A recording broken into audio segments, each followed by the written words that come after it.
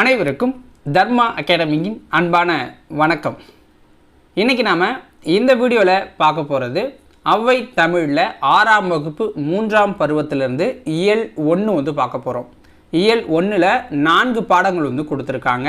பாரதம், அன்றைய நாற்றாங்கால், தமிழ்நாட்டில் காந்தி, வேலு நாச்சியார், 4 வகை சொற்கள் அப்படிங்கிற 4 லெசன் இருக்குது.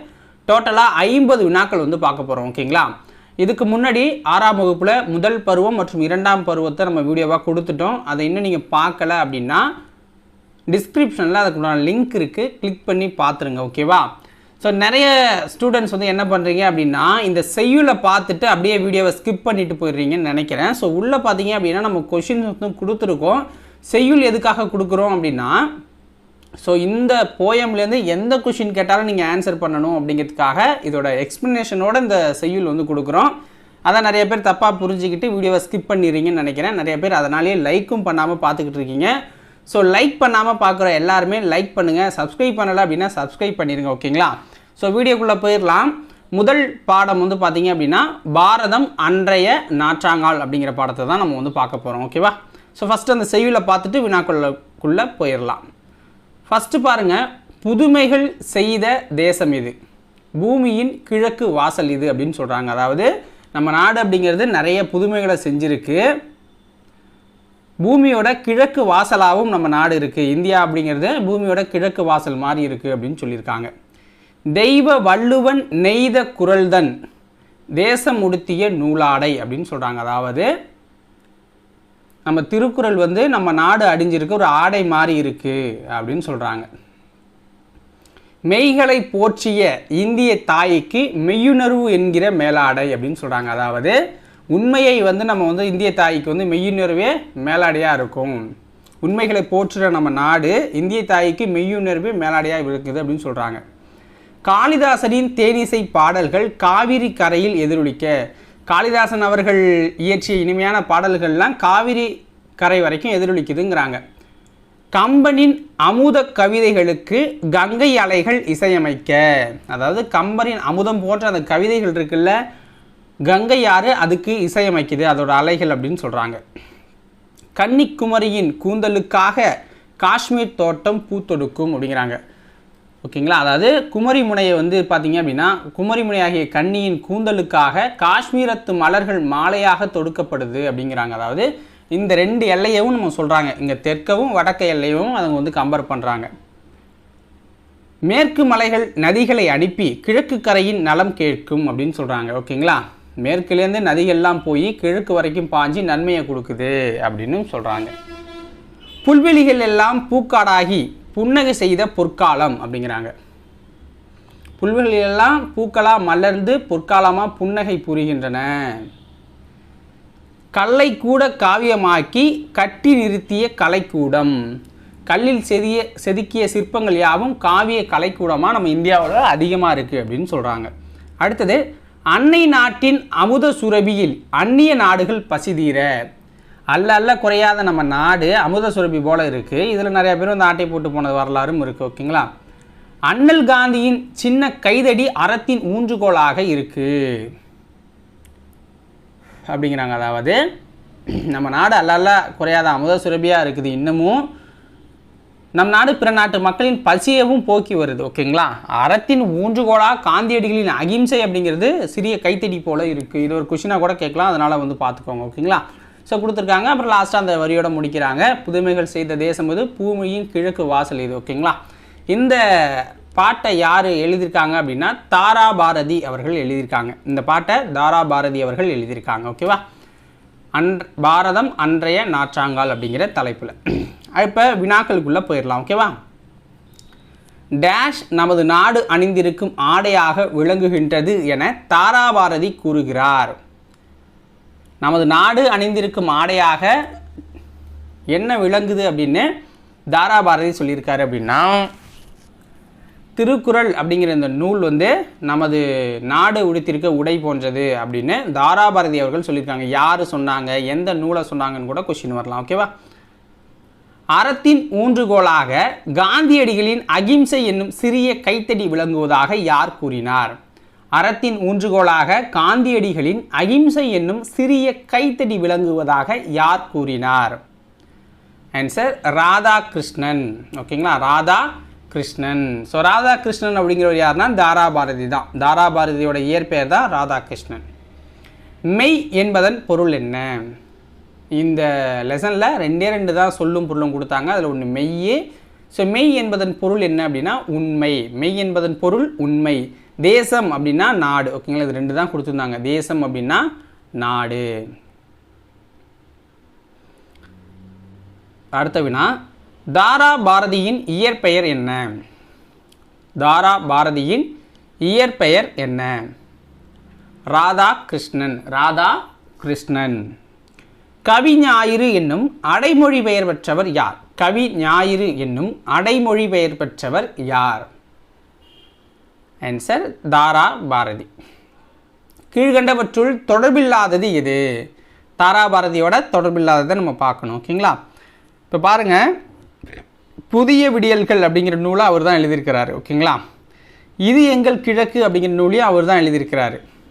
வடக்கு வானம் அப்படிங்கிற நூலை அவர் எழுதலை, விரல் நுனி வெளிச்சங்கள் அப்படிங்கிற நூலை எழுதியிருக்கிறார். அப்போ அவரோட தொடர்பில்லாதது இந்த வடக்கு வானம் அப்படிங்கிற நூல் தான். ஓகேங்களா, புதிய விடியல்கள், இது எங்கள் கிழக்கு, விரல் நுனி வெளிச்சங்கள்லாம் அவர் எழுதின நூல். இந்த வடக்கு வானங்கிறது நானாக சும்மா கொடுத்தேன், அது யாரும் எழுதுகிற நூல் கிடையாது. ஓகேங்களா, அடுத்தது தேசம் உடுத்திய நூலாடை என கவிஞர் குறிப்பிடும் நூல் எது? எப்படியும் கொஸ்டின் கேட்பாங்கன்னு சொன்னால.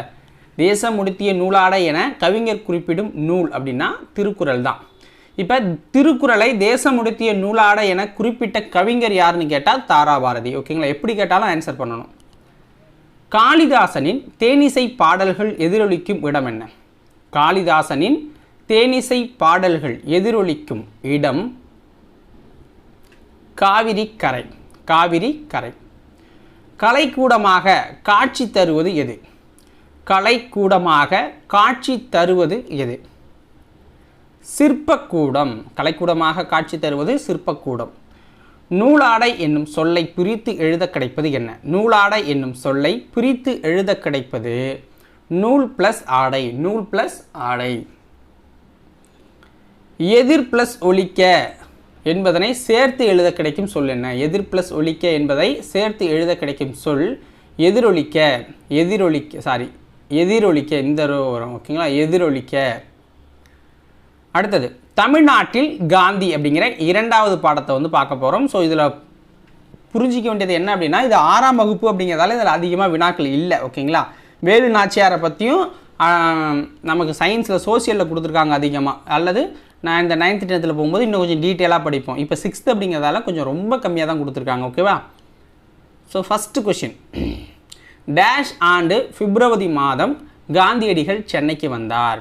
எந்த ஆண்டு பிப்ரவரி மாதம் காந்தியடிகள் சென்னைக்கு வந்தார்? அடிக்கடி வந்திருக்கா அப்படி. ஓகேங்களா, ஸோ எக்ஸாக்டாக இந்த வருஷத்தில் அப்படின்னு சொல்லும்போது எப்போ வந்திருக்காரு அப்படின்னு பார்த்தீங்கன்னா 1919க்கு வந்திருக்காரு. ஓகேங்களா, அடுத்து இரண்டாவது வினா, கீழ்கண்ட கூற்றுகளில் எது சரியானது?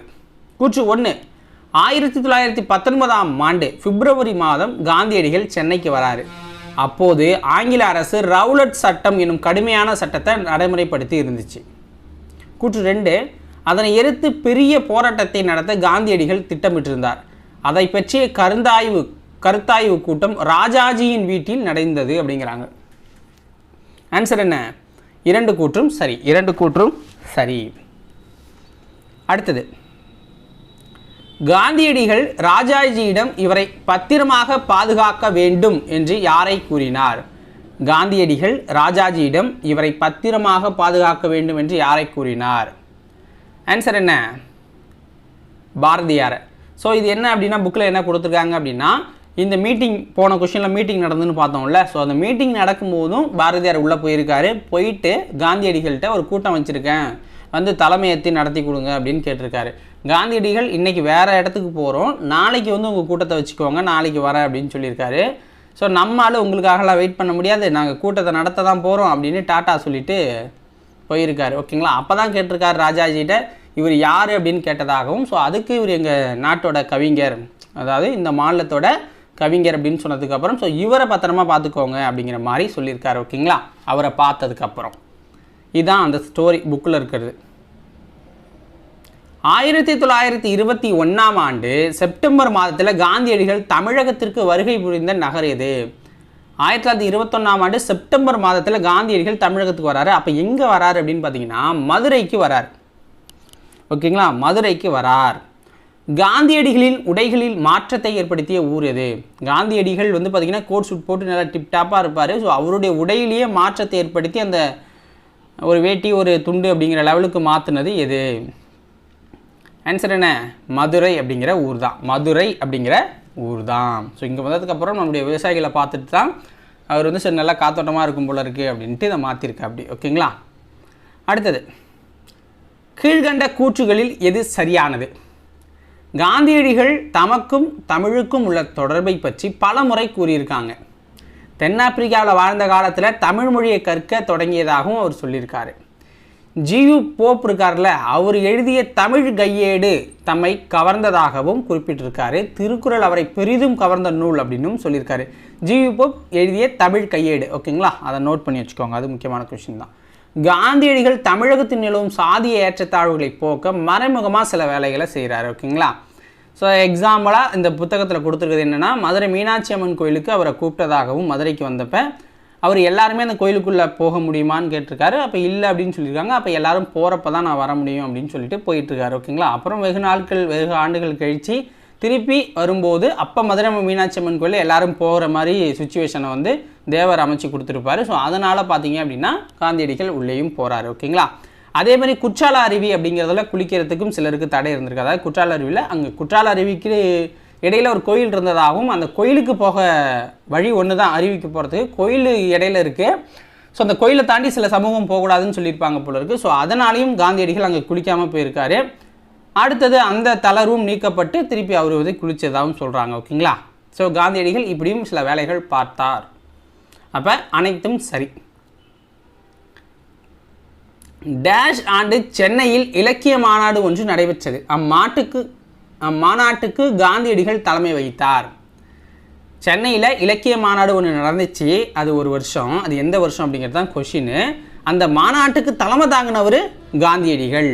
ஓகேங்களா, ஆன்சர் என்ன? 1937. ஓகேங்களா, அதாவது எப்படி கேட்பாங்கன்னா 1937 சென்னையில் இலக்கிய மாநாட்டை தலைமை தாங்கி நடத்தியவர் யார் அப்படின்னா காந்தியடிகள். அதே போல் 1937ஆம் ஆண்டு சென்னையில் நடந்த இலக்கிய மாநாட்டிற்கு வரவேற்பு குழு தலைவராக இருந்தவர் யார்? உவே சாமிநாதர். இப்படியும் கொஸ்டின் இருக்குது. 2 கொஸ்டின் இதில். ஒருத்தர் தலைவர், தலைமை தாங்கினவர், இன்னொருத்தர் வரவேற்பு குழுவோட தலைவர். 2க்கும் டிஃப்ரென்ஸ் இருக்குது, பார்த்துக்கோங்க. ஓகேங்களா, யாருடைய அடிநிழலில் இருந்து தமிழ் கற்க வேண்டும் என்னும் ஆவல் உண்டாகிறது என்று காந்தியடிகள் கூறினார்? யாருடைய அடிநிழலில் இருந்து தமிழ் கற்க வேண்டும் என்னும் ஆவல் உண்டாகிறது என்று காந்தியடிகள் சொல்கிறாருன்னா உவே சாமிநாதருடைய அடிநிழலிருந்து. ஏன்னா இந்த மாநாட்டில் நல்லா பேசுகிறா, அப்படி அதை பார்த்து வியந்து போனார் காந்தி. காந்தியடிகளிடம் உடை அணிவதில் மாற்றத்தை ஏற்படுத்திய ஊர் எது? இது புக் பேக்கு. ஓகேங்களா, காந்தியடிகளிடம் உடை அணிவதில் மாற்றத்தை ஏற்படுத்தியது மதுரை அப்படிங்கிற ஊர் தான். காந்தியடிகள் டேஷ் அடிநிழலிலிருந்து தமிழ் கற்க வேண்டும் என விரும்பினார் அப்படின்னா உவே சாமிநாதருடைய அடிநிழலிருந்து. ஓகேங்களா, அது ரெண்டுமே புக் பேக் கொஷின். அடுத்தது பொறுத்துக்க வந்து கொடுத்துருக்கோம்.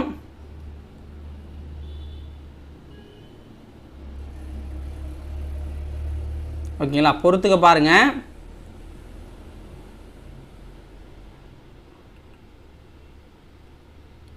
இலக்கிய மாநாடு சென்னையில் நடந்துச்சு 1937ன்னு படித்தோம். தமிழ்நாட்டு கவிஞர்னால் இதில் கொடுத்துருக்கிறதுல பாரதியார் தான் இருக்கார். குற்றாலம் அப்படிங்கிறது ஒரு அருவி. தமிழ் கையேடு அப்படிங்கிற நூலை ஜியு போப் எழுதியிருக்காரு. ஓகேங்களா, ஸோ ஆப்ஷன் பி சரியானது. அடுத்த பாடம் வேலு நாச்சியார். அடுத்த பாடம் என்ன? வேலு நாச்சியார். ஓகேவா, ஸோ இதை பார்த்துக்கோங்க நல்லா. இதுலேயும் கொஷின் கம்மியாக தான் இருக்கும், ஏன்னா அடுத்தடுத்த பாடங்களில் விரிவாக கொடுத்துருப்பாங்க. இது 6th அப்படிங்கிறதால சின்னதாக கொடுத்து முடிச்சுட்டாங்க. ஃபஸ்ட்டு கொஷின், கீழ்கண்டவற்றுள் சரியானது எது? ராமநாதபுரத்தை ஆட்சி செய்த செல்லமுத்து மன்னரின் ஒரே மகள் வேலுநாச்சியார். ராமநாதபுரத்தை ஆட்சி செய்த செல்லமுத்து மன்னரின் ஒரே மகள் வேலுநாச்சியார்.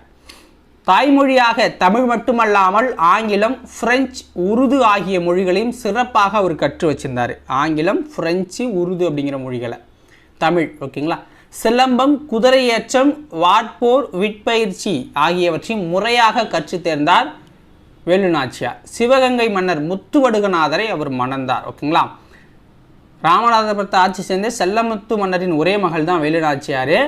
முத்துவடுகநாதரோட மனைவி. அவங்களுக்கு தமிழ் தெரியும், ஆங்கிலம் தெரியும், ஃப்ரெஞ்சு தெரியும், உருது தெரியும். போர் பயிற்சி அப்படின்னா சிலம்பம், குதிரையேற்றம், வார்போர், விற்பயிற்சிலாம் அவங்களுக்கு நல்லா தெரியும் அப்படிங்கிறாங்க. அப்போ எல்லாமே சரியாக தான் கொடுக்கப்பட்டிருக்கு.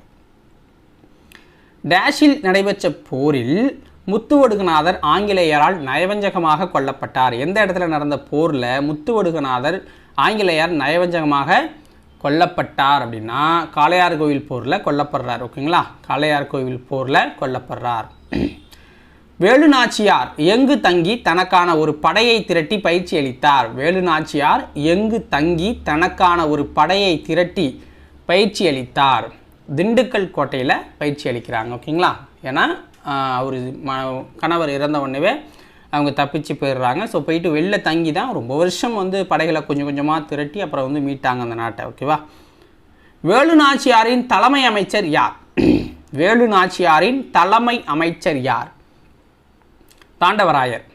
தாண்டவராயர் தான் வேலு நாச்சியாரோட தலைமை அமைச்சர். இவங்க ரெண்டு பேரும் தளபதி, சின்ன மருது பெரிய மருது தளபதிகள். ஹைதர் அலி வேலு நாச்சியாருக்கு உதவ எத்தனை குதிரைப்படை வீரர்களை அனுப்பினார்? ஹைதர் அலி வேலு நாச்சியாருக்கு உதவ எத்தனை குதிரைப்படை வீரர்களை அனுப்புனார்னா 5000 குதிரைப்படை வீரர்களை அனுப்புகிறார். 5000 குதிரைப்படை வீரர்களை அனுப்புகிறார். வேலு நாச்சியார் மைசூரில் ஹைதர் அலியை சந்திக்கும் போது எந்த மொழியில் உரையாடினார்?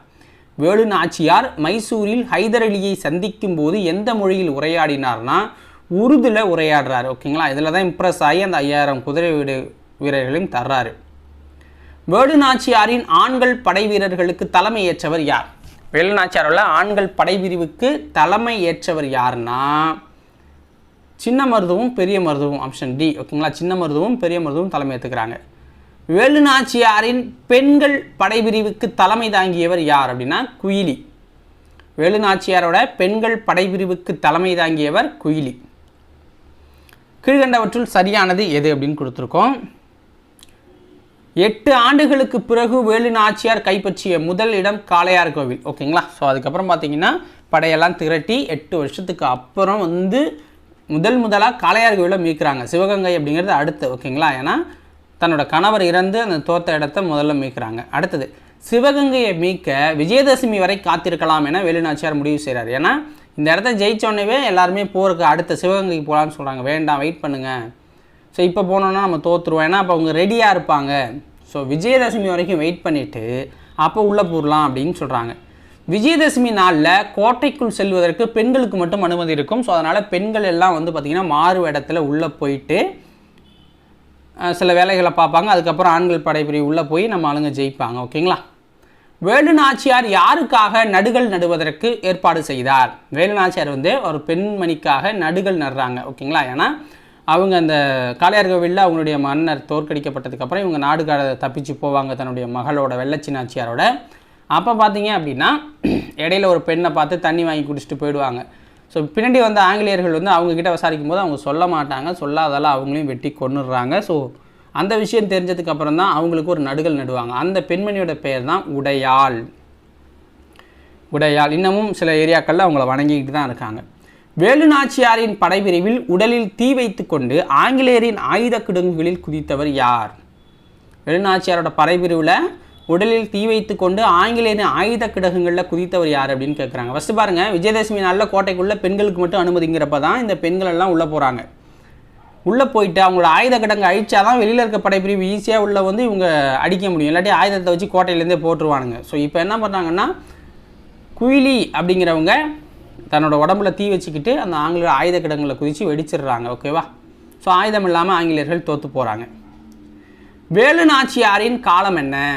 வேலு நாச்சியார் அவருடைய காலம் அப்படிங்கிறது 1730 1796 வரைக்கும். 1730 1796 வரைக்கும் தான் அவங்க காலம். ஓகேங்களா. வேலு நாச்சியார் சிவகங்கையை மீட்ட ஆண்டு என்ன? வேலு நாச்சியார் சிவகங்கையை மீட்ட ஆண்டு என்ன? 1790 மீட்கிறாங்க. வேலு நாச்சியார் சிவகங்கையை 1790 மீட்கிறாங்க. இந்தியாவின் ஆங்கிலேயர் எதிர்த்து போர் புரிந்து வெற்றி பெற்ற முதல் பெண் எனக்கு தெரிஞ்சு வேலுநாச்சியார். ஓகேங்களா, வேறு யாருமே இல்லை, இந்த ஆப்ஷன்லையும் இல்லை, பொதுவாகவும் யாரும் இல்லை. இந்தியாவில் ஆங்கிலேயர் எதிர்த்து போர் புரிந்து வெற்றி பெற்ற முதல் பெண் வேலுநாச்சியார். அடுத்தது 4 வகை சொற்கள். இது பார்த்தீங்கன்னா பேசிக்காக கொடுத்துருக்காங்க. அடுத்த இயலில் இதுலேருந்து ஒன்று கேட்பாங்க. இப்போ எக்ஸாம்பிள் பார்த்தீங்கன்னா 4 வகை சொற்களில் பெயர்ச்சொல், வினைச்சொல், இடைச்சொல், உரிச்சொல் கொடுத்துருக்கோமா. அடுத்த இயலில் பெயர்ச்சொல்லை பற்றி டீட்டெயிலாக கொடுத்துருக்காங்க. ஒவ்வொரு இயலுக்கும் மாறும். அப்புறம் வினைச்சொல்லை பற்றி, இடைச்சொல்லை பற்றி, உரிச்சொல்லை பற்றி டீட்டெயிலாக பார்த்துட்டு போயிடுவாங்க. இதில் பேசிக்காக கொடுத்துருக்கோம், நாங்கள் கொடுக்கல, புக்கில் தான் இருந்துச்சு. ஓகேவா. 4 வகை சொல் இலக்கணத்தில் ஃபஸ்ட்டு கொஷின் வந்து பார்க்க போகிறோம். கூற்று 1, தமிழில் சில எழுத்துக்கள் தனித்து நின்று பொருள் தரும். ஓகேங்களா, ஒன்றுக்கு மேற்பட்ட எழுத்துக்கள் தொடர்ந்து வந்தும் பொருள் தரும். எக்ஸாம்பிள் இப்போ ஈ பூலாம் ஒரு சொல் அப்படிங்கிறாங்க. ஓகேங்களா, சட சட, ஸோ இது மாதிரி சில பொருட்கள் சொல்லுவாங்களா, இரட்டை கிளவி அப்படின்னு சொல்லுவாங்க. அது மாதிரியான பொருட்கள் வந்து பொருள் தருது அப்படிங்கிறாங்க. இவ்வாறு பொருள் தருபவை தான் சொல் அப்படிங்கிறாங்க. எடுத்துக்காட்டி ஈ பூ மை கல் கடல் தங்கம் அப்படின்னு சொல்கிறாங்க. ஓகே, அப்போ ரெண்டும் சரி.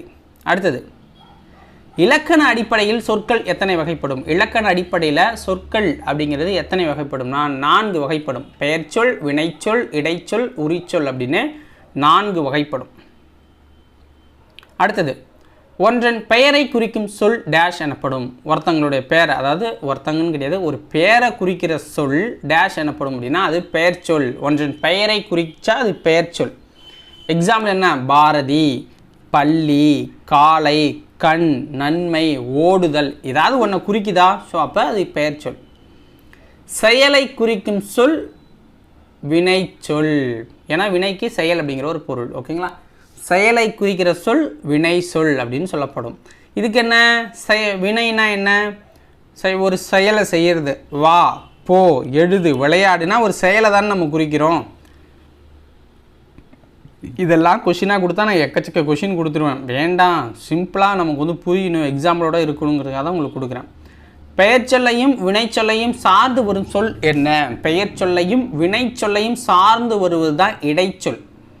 இப்போ பார்த்தீங்கன்னா தந்தையும் தாயும், மற்றொருவர், திருக்குறளை, ஸோ மற்று, ஐயே, உம்மு இதெல்லாம் வந்து சார்ந்து வரும். ஓகேங்களா, மறைஞ்சி கூட வரும். ஸோ மறைஞ்சி வர்றது தான் இடைச்சொல் அப்படின்னு சொல்லுவாங்க, சார்ந்து வர்றதால.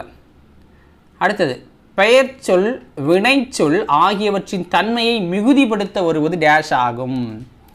பெயர் சொல் வினைச்சொல் ஆகியவற்றின் தன்மையை மிகுதிப்படுத்த வருவது உரிச்சொல். சால தவ இதெல்லாம் படிச்சிருப்போம். ஓகேங்களா, ஸோ அதை நான் டீட்டெயிலாக அடுத்தடுத்த கிளாஸ் போகிறப்ப சொல்கிறேன். இதில் மாநகரம், சால சிறந்தது. ஓகேங்களா, ஸோ பெருசுபடுத்தி காட்டுறதுக்காக வர்றது அப்படிங்கிறாங்க. வினை என்னும் சொல்லுக்கு பொருள் என்ன? வினை அப்படிங்கிற சொல்லுக்கு பொருள் என்ன? செயல். வினை அப்படிங்கிற சொல்லுக்கு செயல் அப்படின்னு ஒரு பொருள் இருக்குது.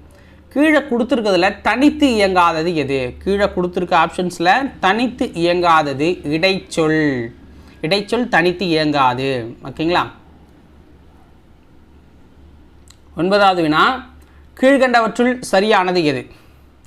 வஉசி அவர்கள் தமிழிலும் ஆங்கிலத்திலும் புலமை பெற்றிருந்தார். வஉசி வந்து தமிழிலும் ஆங்கிலத்திலும் புலமை பெற்றிருந்தார். அவர் வழக்கறிஞர், எழுத்தாளர், பேச்சாளர், தொழிற்சங்க தலைவர், பன்முகத்தன்மை பெற்றிருந்தார். 1906 அக்டோபர் 16ஆம் நாள் சுதேசி நாவாய் சங்கம் என்ற கப்பல் நிறுவனத்தை அவர் பதிவு செய்கிறார். சுதேசி நாவாய் சங்கம். வஉசி சென்னைக்கு செல்லும்போது பாரதியாரை சந்திப்பதை வழக்கமாக கொண்டிருந்தார் அப்படிங்கிறாங்க. அப்போ எல்லாம் சரிதான். ஓகேங்களா, 4 கூற்றும் சரிதான். கீழ்காணும் தொடர்களில் உள்ள பிழைகளை திருத்தி எழுதுக. இது டைரெக்டாகவே கொடுத்துட்டேன். ஓகேங்களா. ஒரு அழகிய சிற்றூரில் ஒரு குளம் இருந்தது அப்படின்னு சொல்கிறாங்க. அப்போ இதை எப்படி திருத்தி எழுதணும் அப்படின்னா, ஓர் அழகிய சிற்றூரில் ஒரு குளம் இருந்தது அப்படின்னு சொல்லணும். ஓகேங்களா. அடுத்தது, ஒரு இரவும் ஓர் பகலும் சேர்ந்தது ஒரு நாள் அப்படிங்கிறாங்க. ஓர் இரவும் ஒரு பகலும் சேர்ந்தது ஒரு நாள். அது இல்லாத இடத்தில் எதுவும் நடக்காது அப்படிங்கிறாங்க. அது இல்லாத இடத்தில் எதுவும் நடக்காது. ஏன்னா ஒரு ஆச்சரியமாக கேட்கணுங்கள. அடுத்தது, அது நகரத்திற்கு செல்லும் சாலை. அப்போ வந்து இதாக சொல்லணும், அது நகரத்துக்கு போகுது, நரகத்திற்கு செல்லும் சாலை அப்படின்னு. அது ஒரு இனிய பாடல். அது ஒரு இனிய பாடல் சொல்லும்போது ஒரு எக்ஸைட்டிங்காக வரணும். ஓகேங்களா. ஸோ அதுதான். அகர வரிசைப்படுத்துக. பெண்கள், பாரதம், புதுமை, பீலி, பேருந்து, பூமி, பழங்கள், பொதுக்கூட்டம், பையன், போக்குவரத்து, பின்னிரவுன்னு கொடுத்துட்டோம். இதை கரெக்டாக அகரவரிசைப்படுத்தணும்னா ஃபஸ்ட்டு பழங்கள், பாரதம், பின்னிரவு, பீலி, புதுமை, பூமி, பெண்கள், பேருந்து, பையன், பொதுக்கூட்டம், போக்குவரத்து அப்படின்னு வரும். ஓகேவா? அவ்வளோதான். அடுத்தது பொறுத்துக. கரெக்டாக பார்த்துக்கோங்க மக்களே. நாட்டுப்பற்று அப்படின்னா என்ன?